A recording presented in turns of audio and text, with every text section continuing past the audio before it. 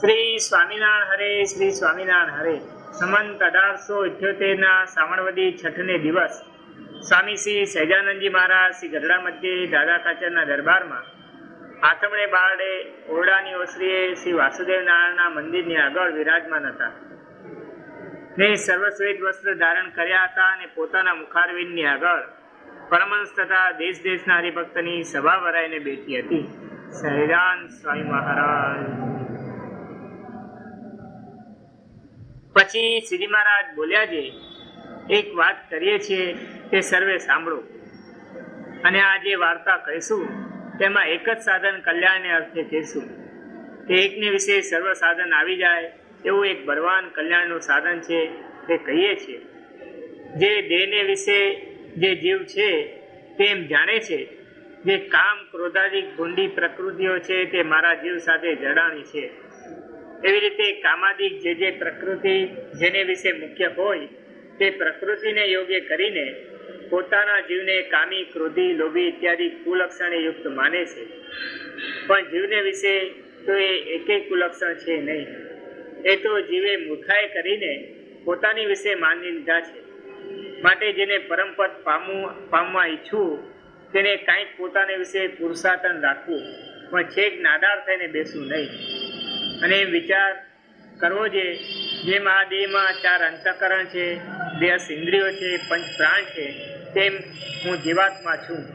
તે પણ આ દેહને વિશે છું, તે સર્વથી અધિક છું ને સર્વનો નિયંતા છું. પણ એમ ન માનવું કે હું તો તુચ્છ છું ને અંતઃકરણ ને ઇન્દ્રિયો તો બળવાન છે. જેમ કોઈક રાજા હોય ને તે બુદ્ધિહીન હોય, પછી એના ઘરના મનુષ્ય હોય તે પણ તેનું વચન માને નહીં. પછી એ વાર્તાની જ્યારે ગામના મનુષ્યને ખબર કયાનગર મહારાજ કયાનગર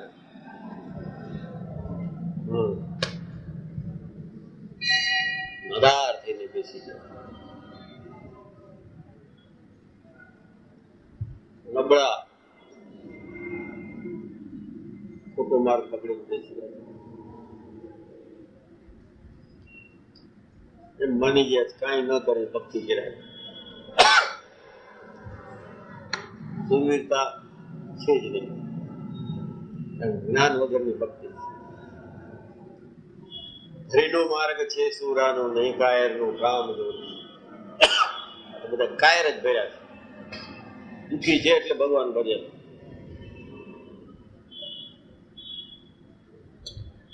ખરું કે નહીં? આ કે આમ કયો કા બોલે બોલો, ખરું નહીં? સારું. પછી એ વાર્તાની જ્યારે ગામના મનુષ્યને ખબર પડે ત્યારે એ ગામમાં પણ કોઈ હુકમ માને નહીં. પછી દેશના મનુષ્યને એ વાત સાંભળે ત્યારે દેશના મનુષ્ય પણ કોઈ એનો હુકમ માને નહીં. પછી તે રાજા ગ્લાનિ પામીને અસમર્થ થઈને બેસી રહે અને કોઈ ઉપર હુકમ ચલાવે નહીં. તેમ રાજાને ઠેકાણે જીવ છે અને ઘરના મનુષ્યને ઠેકાણે અંતઃકરણ છે ને ગામના ને દેશના મનુષ્યને ઠેકાણે ઇન્દ્રિયો છે. તે જ્યારે જીવ નાદાર થઈને બેસે ને પછી અંતઃકરણ ઉપર હુકમ કરીને માને છે કોઈ અંતઃકરણ આપણું નાખી દીધી, ઇન્દ્રિયો માને છે આપણું કયું નાદાર એટલે છેલ્લી કોટીના નાદાર થઈ. નાદારમાં પછી એબીસી હોય તો સી માઇનસ છે. કોઈ ચીજ નથી માનતી. મનમાં થાય છે કે આ ખોટું થઈ રહ્યું છે પણ છતાં કરવા દે છે. પછી કે દુઃખીથી નથી કરતા, દુઃખી નથી થશે ને માટે બધો સ્વામિનારાયણ એક જણો કયું નથી માનતો. દીકરા બીકરા પછી આવે, પગ કયું નથી માનતા, જીભ કયું નથી માનતી, આંખ કયું નથી માનતી. કેનું મારું? હું તું કોણ? જીવ. આ દેહ કેનો જ મારો? તારા વશમાં છે? ના, તો નાદાર છે.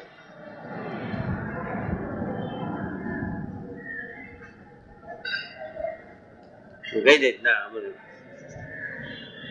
ક્યાં છે એટલે બધું ઉગડી જાય તરત જ. પાછી ચોપડી ખોલો, આ પાના ઉપર આમ લખ્યું છે એ નીકળે. ને ભક્તિ કર્યા કરે છે એટલે ઉગતું નથી.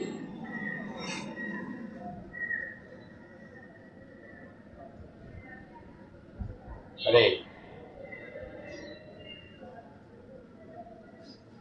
એ જીવ નાદાર થઈને બેસે ને પછી અંતઃકરણ ઉપર હુકમ કરીને પરમેશ્વર સન્મુખ રાખવાને ઈચ્છે ત્યારે અંતઃકરણ એનું કયું કરે નહીં, અને ઇન્દ્રિયોને વશ રાખવા ઈચ્છે તો ઇન્દ્રિયો પણ એને વશ રહે નહીં.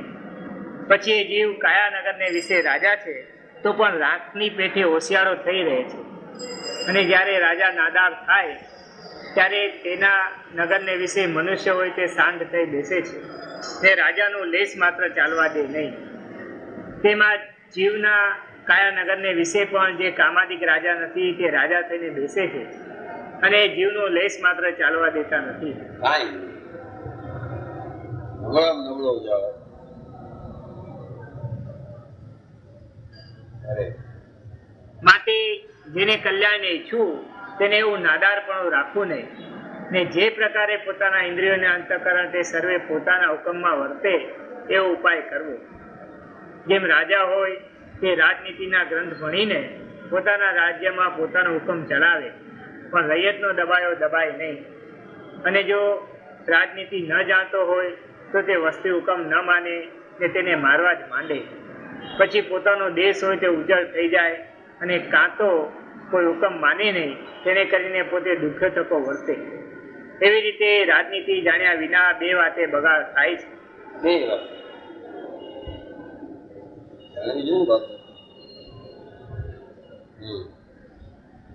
તેમ જીવ પણ જો રાજનીતિને જાણ્યા વિના કાયાનગરમાં હુકમ કરવા જાય તો એમાંથી સુખ થાય નહીં. પછી મુક્તાનંદ સ્વામીએ શ્રીજી મહારાજને પૂછ્યું છે, કલ્યાણને ઈચ્છે તેને કેમ રાજનીતિ ભણવી?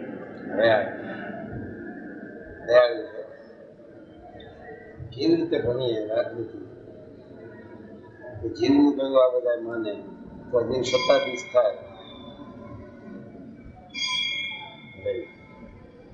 ત્યારે શ્રીજી મહારાજ બોલ્યા છે, રાજનીતિ એમ ભણવી છે, પ્રથમ તો ભગવાનનું મહાત્મા સારી પેઠે જાણો, પછી ભગવાનની મૂર્તિનું ધ્યાન કરીને મનને વશ કરવું, ને ભગવાનની કથા સાંભળીને શ્રોત્રને વશ કરવું, પણ ગ્રામ્ય વાર્તા હોય તે સાંભળવા દેવી નહીં. તેમજ ત્વચા તે ભગવાન ને ભગવાનના જન તેનો જ સ્પર્શ કરે, અને નેત્ર તે પરમેશ્વરને તેના દાસ તેનું જ દર્શન કરે, અને રસના તે અખંડ ભગવત ગુણને જ ગાયા ને ભગવાનનો પ્રસાદ હોય તેનો જ સ્વાદ લે, અને નાસિકા તે ભગવાનના પ્રસાદી જે પુષ્પાદિક તેનો જ સુગંધ લે, પણ કુમાર્ગે કોઈ ઇન્દ્રિયને ચાલવા દે નહીં. એવી રીતે જે વર્તે તેનો દેહરૂપી નગરને વિશે હુકમ કોઈ ફેરવે નહીં.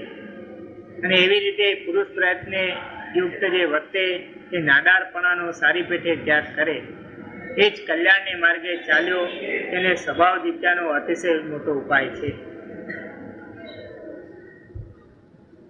અને એ પુરુષ પ્રયત્નરૂપ જે ઉપાય છે તેને સાવધાન થઈને કરે તો જેટલા કલ્યાણને અર્થે સાધન છે તે સર્વે પુરુષ પ્રયત્નરૂપી સાધનને વિશે આવે છે. માટે પુરુષ પ્રયત્ન છે તે જ કલ્યાણને અર્થે સર્વ સાધન થકી મોટું સાધન છે. ઇતિ વચનામૃતમ. આવી રીતે ગરડા મધ્ય પ્રકરણ 12મું વચનામૃત થયું.